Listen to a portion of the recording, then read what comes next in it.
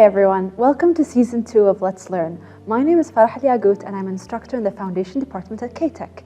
And I'm very excited to talk to you today in collaboration with the CCE about how you can apply to conferences, write journal articles, do presentations abroad in Kuwait in the Gulf area.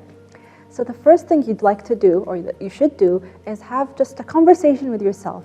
Ponder and wonder where it is that you want to get published. Do you want to have a journal article published? Do you want to just present a poster in a conference? Do you want to have a newspaper article published? Do you want to have a piece of short fiction? So these are things that you'd like to answer between yourselves and figure out what your interests are. And speaking of interests, figure out what your area of interest is. For example, my area of interest is English literature, literature of all sorts, sociology and anthropology, film, anything like that. It could be things that you have an actual degree in, or it could be an area that you'd like to start exploring. Following that, you want to actually start working to look for places that are, looking for papers to get published. And those are called calls for paper. Literally what it is, it's a call for a journal article. What you could do is use any search engine you have, write your field of interest or your area of interest and follow it with the words call for papers. This will give you all of the journal articles, all of anything in the world that's looking for papers to publish. Now, a call for papers does not exclusively mean a journal article. For example, I've submitted a call for papers and I've ended up presenting in a conference. And I had to do it over Zoom because it was during Corona, but it was under a call for papers. A call for papers is just a call for submissions, but they use the term call for papers.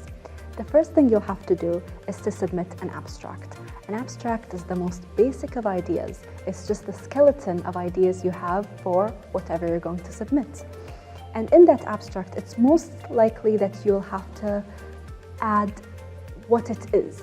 It's going to be an article, it's going to be a presentation, it's going to be a poster, anything like that. But that's how you start, is you send, in this call for papers, your abstract as well as a short bio, perhaps usefully some of the resources you're going to use in your actual paper, but it's all just the skeleton. Nothing is set in stone yet. Afterwards, you wait a period of time, depending on when the call for paper submission ends, and you get a response. If it's accepted, well done, good job you. If they ask you to make some changes, that's up to you. You can make some changes and do that. But they'll accept it and wait for you to actually submit your article. You might have a month, you might have most likely longer than a month, and after you work on whatever assignment you have or whatever item you're working on, an article, whatever it is that you're doing, then you would send it for approval to that institution. That institution approves it, and now, well done you. You've been accepted into something, and it can be listed as one of your achievements. And now, allow me to show you what you would actually do when you're trying to submit to a call for papers. Let's learn. First thing that we're going to want to do is go straight to Google, where all the answers are. And I like doing this little trick I learned, which is putting everything I'm searching for within quotation marks. So I would start a quotation, do a call for papers, and already there are so many things popping up. What I was interested in, what I remain interested in, is dystopian fiction, the opposite of utopian fiction, just really depressing stuff. And so I would write dystopia, and that's what I did. And I'm interested in literature about the cities.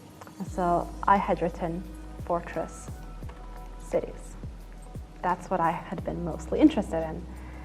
And it's actually showing up with the exact conference I had applied to, which was the London Science Fiction Research Community Conference. And I clicked that, and that's where I had found my call for papers. Now, if you do it in any other way, you'll probably find exactly what you're looking for. And I'm going to make this very clear. I applied to a lot of places and I got rejected from a lot of places. It's a market that's saturated and everyone wants to do research and they're accepting maybe 5 or 6 people. And you're competing with the entire world. Rejection is not the end of the world. Flood the market with your own stuff in a good way, flood it in a good way. and you're going to get accepted at some point. And especially during the time of Corona, conferences were delayed. They were only accepting a certain people so that they wouldn't flood, a certain conference hall with people. So it's easy. It's okay to get rejected.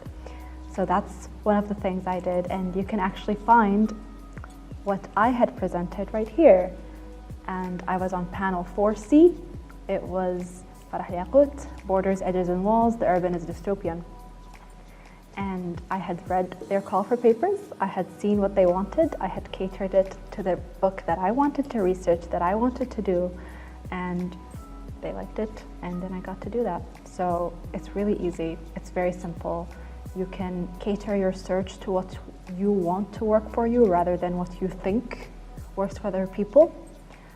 For example, for myself, I think presenting and doing like PowerPoints and talking about my research is a lot better than writing a journal article. It's obviously easier.